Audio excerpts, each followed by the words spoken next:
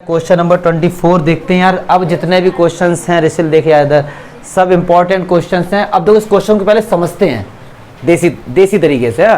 The ratio आपको prove करना है किसका, sum of the first n terms of the AP और उसी एपी के n+1 से लेके 2n का सम। पहले इनका सम करो, इनका सम करो, डिवाइड कर दो तो आंसर ये आएगा। अब देखो इस क्वेश्चन में एक चीज हिडन है, हम उसको समझते हैं जरा, प्यार से समझेंगे। क्या कह रहे हैं कि सम ऑफ फर्स्ट एन टर्म।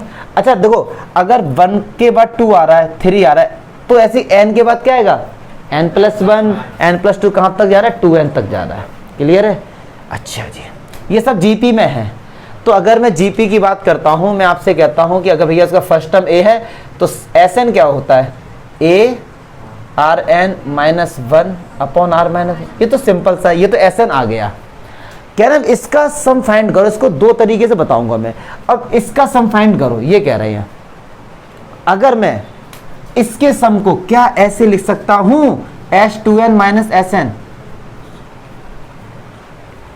मतलब क्या किया मैंने, 1 से फर्स्ट टर्म से लेके 2n तक का सम फाइंड कर लिया और उसमें से 1 से लेके n तक का माइनस कर दिया, तो n+1 से लेके 2n तक का सम नहीं मिल गया। समझो बात को भाई, समझो। n टर्म्स का डबल क्या होगा, 2n टर्म्स। समझो, फिर से समझो एक बार। एक जीपी है a, फिर है ar, फिर ar², ऐसी n टर्म तक क्या होगी, Arn-1। ठीक है, तो इसको अगर हम ऐड करेंगे तो ये Sn हो गया। फिर कह रहे हैं कि एक है n+1 से जाके 2n, इसका डबल एकदम। ठीक है ना, क्योंकि ये nth टर्म है, अगला टर्म n+1 ही तो होगा। n+1th टर्म, n+2th टर्म, फिर ऐसी 2nth टर्म लास्ट होगा। तो अगर मैंने इस सारे सम को ऐड कर दूं और ये वाला माइनस कर दूं, तो क्या ये नहीं बचेगा, n+1 से लेके 2nth का टर्म बचेगा ना। तो देखिए, तो S2n निकालेंगे तो n की जगह 2n आ जाएगा बस केवल। तो a R2n-1/r-1 और Sn कितना है, a Rn-1/r-1। यहां से क्या कॉमन आ रहा है, a/r-1 कॉमन आ रहा है, तो कितना बचा ऊपर, R2n-1 माइनस अंदर जाएगा तो माइनस का आयरन प्लस का, ये कैंसिल हो गया। तो a/r-1। अब देखो r की पावर 2n माइनस r की पावर n, तो r की पावर n कॉमन आना है। देखो ना, यहाँ से r की पावर n क्या आ रहा है, कॉमन आ रहा है। अंदर कितना बचा, r की पावर n-1। यस और नो, ये क्या निकल के आ गया, ये n+1 से लेके 2n तक का सम निकल के आ गया। फिर कह रहे हैं यार कि इनका रेशियो फाइंड करो, किसका, Sn वाले का और इस वाले का। तो ये Sn वाले का रेशियो कितना, ये a Rn-1/r-1 अपॉन इसका कितना है, a/r-1 Rn-r-1 से r-1। क्लियर है? क्या कर रहा हूं मैं, ये है ना ये। तो r-1 से ये r-1 कैंसिल, r की पावर n से ये कैंसिल, a से क्या बचा, 1/r। ये तो प्रूव करना था। एक दूसरा तरीका भी इसका बताऊंगा, पहले इसको समझो कि ये मैंने माइनस क्यों किया। पहले हाँ देखो सुनो, पहले first term, second term, dot dot nth term. वैसे अब n के आगे चलो तो क्या आएगा, n+1 n+2 n+ कहाँ तक, 2n तक। ठीक है, क्लियर है या नहीं है, मुझे नहीं लगता यहाँ तक कोई भी डाउट होगा। कोई डाउट है तो बताइए, एक बार और समझिए। देखिए प्लीज, बात नहीं करेंगे। कह रहे हैं कि सम ऑफ n टर्म तो ये हो गया। फिर कह रहे हैं उसी जीपी के n+1 से लेके 2n तक का सम फाइंड करो और दोनों का डिवाइड कर दो। तो इसका सम कैसे फाइंड करना, कोई फॉर्मूला है नहीं हमारे पास, डायरेक्ट हमने क्या किया, हमसे सुनो ये क्वेश्चन इस तरीके से, 1 से लेके n तक, फिर n+1 से लेके 2n तक ये था। तो कह रहे हैं इसको ऐड करो और इसको ऐड करो, इनका रेशियो कर दो। तो इसका तो फॉर्मूला है हमारे पास, इसका नहीं था। तो मैंने क्या किया, इन सभी को ऐड कर दिया और इससे माइनस कर दिया, तो यही तो आ जाएगा। क्लियर? तो ये हमने कर दिया। ठीक है, अब इसका एक और तरीका, दूसरा हम, क्योंकि हम लोग पढ़ते नॉलेज के लिए, नंबर के लिए तो नहीं पढ़ते, तो एक और तरीका देखे। बट आप एग्जाम में एक ही तरीके से करके आ जाना, तो इसको हटाना पड़ेगा क्योंकि वो भी थोड़ा अच्छा खासा लॉजिक है। चलिए देखिए दूसरा तरीका क्या, कि हमने 1 से लेके n तक का सम का फॉर्मूला तो ये होता है। फिर कह रहे हैं n प्लस 1 से लेके 2n तक का, अभी तो हमने लॉजिक लगा के माइनस प्लस करके किया था, डायरेक्ट इसका सम का फॉर्मूला कैसे, तो देखिए एक ये भी तो जीपी है, n plus 1th term, n plus 2th term, dot dot 2nth term, यही तो है, इसका सम फाइंड करेंगे। ठीक है, सम का फॉर्मूला तो वही होता है, फॉर्मूला चेंज नहीं हो सकता। अगर मैं आपसे पूछूं यहाँ से लेके यहाँ तक टोटल नंबर कितने होंगे, तो बताओ टोटल नंबर कितने होंगे, यहाँ पे कितने होंगे, n ही तो होंगे। सुनो सुनो, n ही तो होंगे। आप 2n समझ रहे होगे ना, नहीं n होंगे। क्यों? क्योंकि n प्लस 1 से स्टार्ट हो रहा है, ये पहले 1 से लेके n तक स्टार्ट था, फिर n प्लस 1 से लेके 2n तक था। अगर मैं ये पूछता कि अब टोटल नंबर कितने, तो 2n होंगे, लेकिन हम तो केवल इसको हटा दिया ना, हमने इनको लिया ना, तो n ही तो होंगे।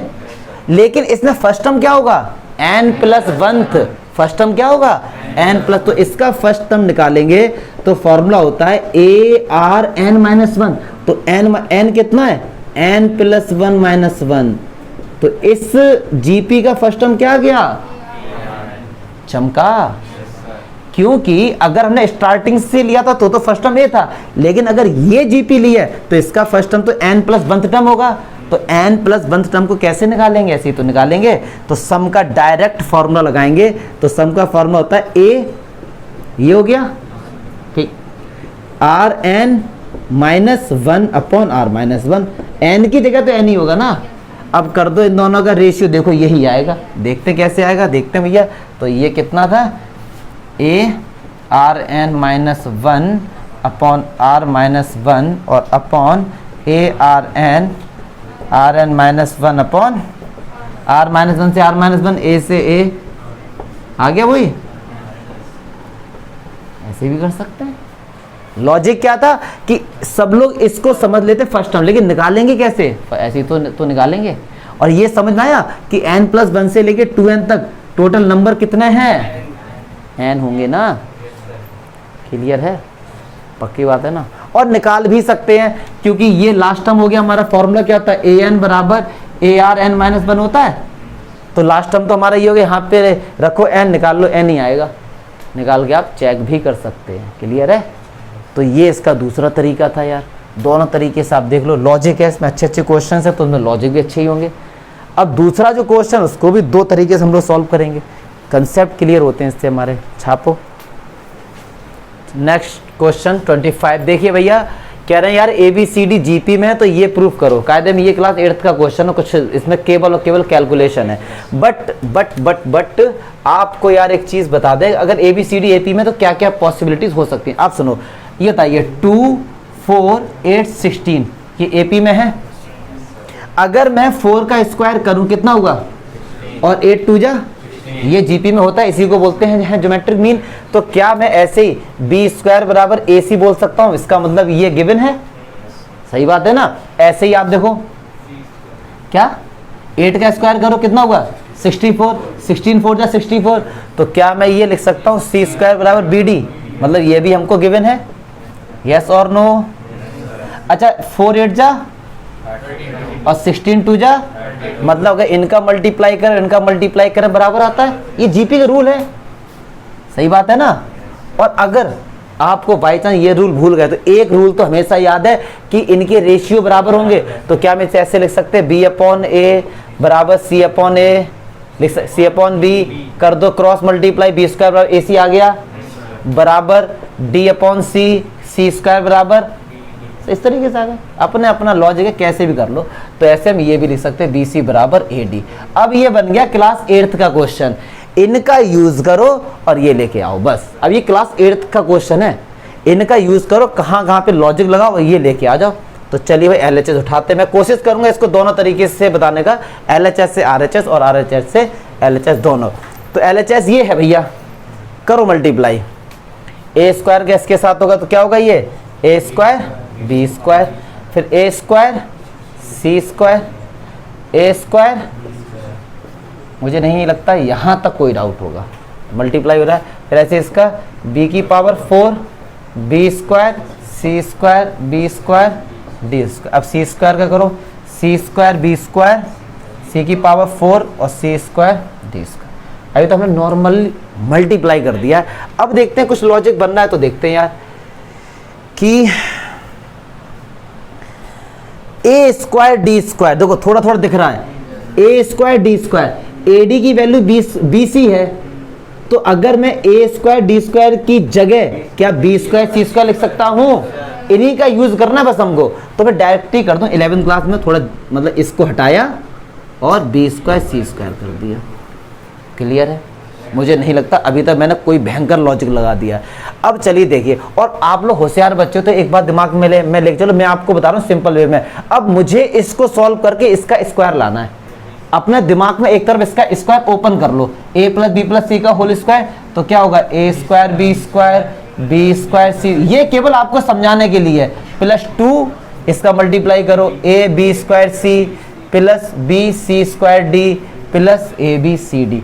अगर मैं इसको सॉल्व करके ये ले आऊं तो क्या आंसर नहीं आ गया?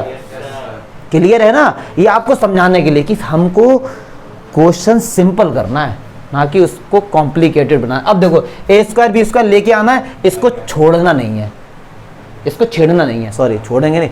अब देखो बी स्क्वायर सी स्क्वायर लाना है, ये भी यार हमको सीधे सीधे दिख रहा है, पक्की बात है। अब एक बात बताओ, क्या यहाँ कहीं b की पावर 4 दिख रहा है? और लेकिन यहाँ तो हमारे पास है b की पावर 4, तो लॉजिक लगाएंगे, क्या b स्क्वायर को ac लिख सकते हैं? तो क्या b की पावर 4 को a स्क्वायर सी स्क्वायर नहीं लिख सकते?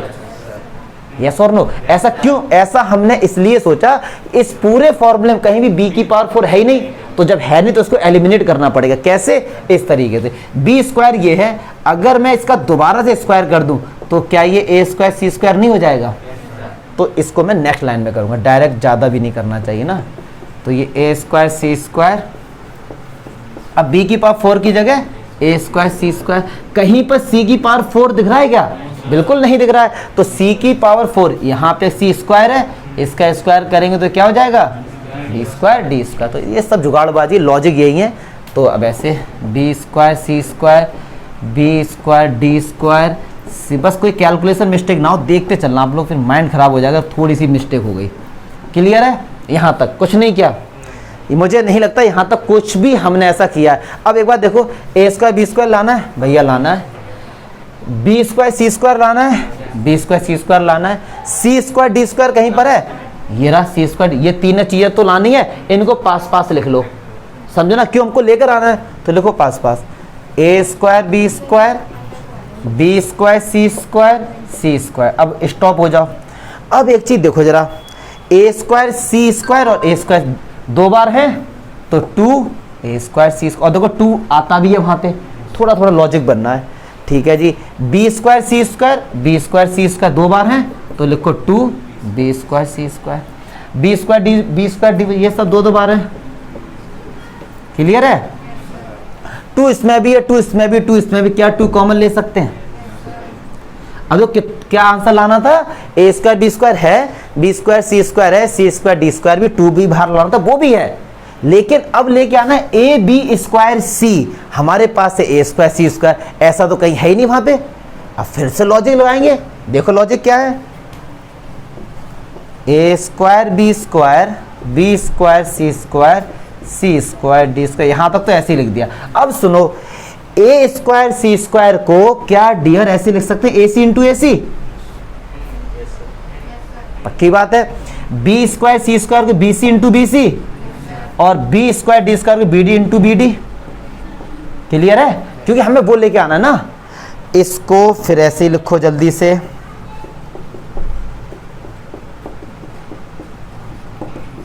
अब देखो इसमें AC है, इसमें AC है तो इसमें भी AC है, इसको नहीं छेड़ेंगे, और AC की जगह क्या हम बी स्क्वायर लिख सकते हैं, और देखो वहां वही लाना था।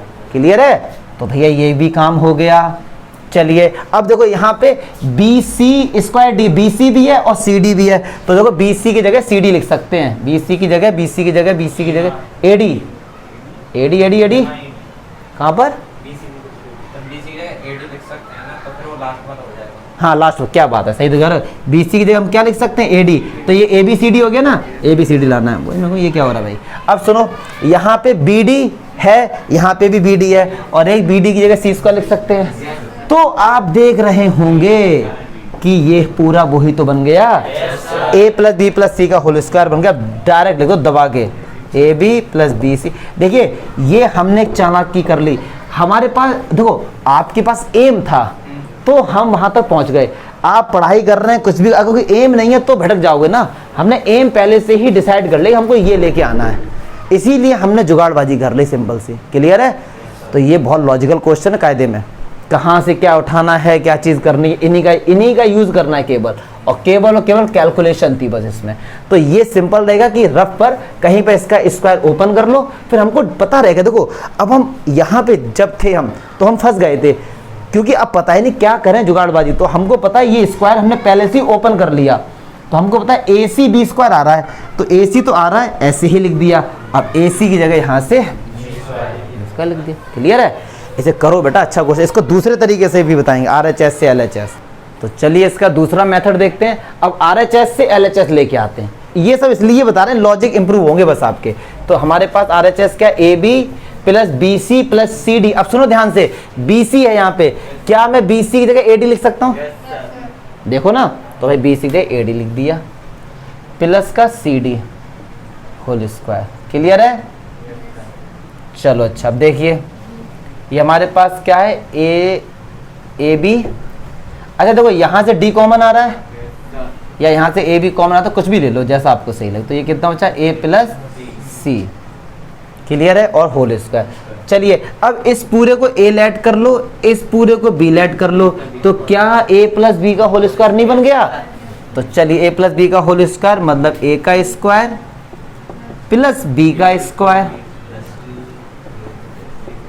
प्लस 2ab, तो ये D A plus C. Clear है? अभी तक कुछ भी नहीं है, ए प्लस बी का फॉर्मूला खोल दिया बस। अब देखिए ए स्क्वायर बी स्क्वायर। अब सुनो, ए प्लस सी का होल स्क्वायर क्या था, ए स्क्वायर प्लस सी स्क्वायर प्लस 2ac। क्लियर है? क्या मैं ए सी की जगह बी स्क्वायर लिख सकता हूँ?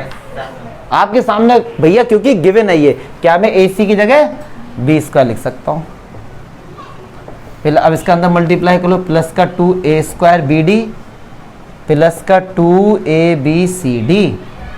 क्लियर है भाई? ए स्क्वायर बी स्क्वायर अंदर मल्टीप्लाई करो, ए square D square C square D square plus का 2b स्क्वायर डी स्क्वायर। अब देखो यहाँ से कुछ ना कुछ लॉजिक लगेगा। ए स्क्वायर बी डी की जगह सी स्क्वायर लिख सकता हूँ, तो ये क्या हो गया, 2a square C square plus देखो ए सी और बी डी, ए सी की जगह बी स्क्वायर लिख सकता हूँ और बी डी की जगह सी स्क्वायर लिख सकता हूँ। क्लियर है? देखो ये लॉजिक थोड़ा और ज़्यादा अच्छा लगे, क्योंकि RHS से LHS ला रहे हैं। ये बड़े से छोटा लाने में सिंपल होता है, छोटे से बड़ा लाने में लॉजिक भी उतना ही बड़ा हो जाता है। अब लेकिन हम कोशिश करेंगे देसी तरीके से करने की। अभी तक जितना कुछ किया है नॉर्मली जो गिवन था उसी की वैल्यू पुट कर दी है। अच्छा, हमारे पास 2b स्क्वायर डी स्क्वायर है, क्या मैं इसको ऐसे लिख सकता हूँ, b square D square B square D square? दो बार लिख सकता हूँ ना? अभी बताऊंगा क्यों लिखा। ऐसे ही 2a स्क्वायर सी स्क्वायर को a square C square plus a square C square. Clear है? 2b स्क्वायर सी स्क्वायर को b square C square B square C, दो बार तो लिख ही सकते ना। क्यों लिखा अभी पता लग जाएगा। सुनो, अब a स्क्वायर ऐसा कॉमन लो कि B square C square D square आ जाए, तो अब देखेंगे। देखो अगर वही वाली बात है, इस a स्क्वायर का मल्टीप्लाई इसके साथ होगा, तो देखो A B square, A square का मल्टीप्लाई सी के साथ होगा, तो कहीं पर ए स्क्वायर सी स्क्वायर होगा। देखो ये रहा ए स्क्वायर सी स्क्वायर। क्लियर है? अब ए स्क्वायर डी स्क्वायर मिलेगा, कहीं ना कहीं जरूर होगा, अगर हमने गलती नहीं की है। ये रहे, इनको पास पास लिख लो। ठीक है? तो ए square B square, A square D square और ए स्क्वायर, इनको पास पास लिख लिया। अब बी स्क्वायर का मल्टीप्लाई इसके साथ होगा, तो कहीं ना कहीं देखो बी की पावर 4 होगा। अब आप कहेंगे सर यहाँ तो बी की पावर 4 है ही नहीं कहीं भी, तो क्या बी की, अब बात नहीं करो, देखो याद है, क्या कहीं पर अगर ए स्क्वायर सी स्क्वायर है तो क्या वो बी की पावर 4 नहीं है? देखो ना। तो अब हम क्या देखेंगे, ए स्क्वायर सी स्क्वायर, जल्दी से देखो कहीं ना कहीं होगा। ये रहा ना हमारे पास। तो अब देखेंगे इस ए स्क्वायर सी स्क्वायर को क्या बी की पावर 4 लिख सकते हैं? बिल्कुल। फिर बी स्क्वायर का मल्टीप्लाई सी स्क्वायर के साथ होगा। अब देखो बी स्क्वायर सी स्क्वायर कहीं पर है, ये रहा बी स्क्वायर सी स्क्वायर। फिर भैया बी स्क्वायर का मल्टीपल डी के साथ होगा, तो बी स्क्वायर डी स्क्वायर ये रहा। अब जो बचे वो सारे लिख दो। अब क्या क्या बचे हमारे पास, सी स्क्वायर डी स्क्वायर और बी स्क्वायर डी स्क्वायर और बी स्क्वायर। अब सुनो, बी स्क्वायर डी स्क्वायर को क्या सी की पावर 4 लिख सकते हैं? तो बी स्क्वायर डी स्क्वायर को सी की पावर 4 लिख सकते हैं। ये दिख रहा है बच्चों को? ये हाँ, ये लास्ट लाइन है। अब सुनो यार, यहां से ए स्क्वायर कॉमन लो। क्या कॉमन लो यहां से? देखना, यस दिख रहा है बच्चों को? तो ये B square D square C square, यहां से बी स्क्वायर कॉमन लो तो क्या बचेगा हमारे पास? बी स्क्वायर सी स्क्वायर और डी स्क्वायर। यहां से सी स्क्वायर कॉमन लो, क्या बचेगा? डी स्क्वायर सी स्क्वायर और बी स्क्वायर। तो देख रहे हैं हर केस में ये सेम आ रहा है, ये कॉमन ले लो। तो बस अगर हमने ये कॉमन ले लिया तो क्या बचा? ए square B square C square B square. है ना लॉजिक? लॉजिक है, पक्की बात है। क्योंकि मोस्टली बच्चे पहले वाला ही करेंगे, क्योंकि वो बात होगी नंबर वाली के बाद। लॉजिक बढ़ा ना, हम तो लॉजिक के लिए पढ़ते हैं, हमारे रीजनिंग होगी ना, मैथ से। माइंड का एक्सरसाइज है ये भी एक तरह से माइंड की, क्योंकि आपको ना सोचना पड़ रहा है, तो ये भी माइंड की एक अच्छी एक्सरसाइज है। तो चलिए देखिए, अच्छा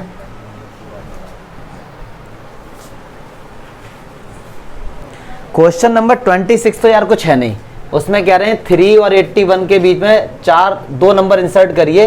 मान लो एक A1 है और एक A2 है, इस तरीके से कि ये सब GP में है, ठीक है। ये तो बच्चों वाली बात है।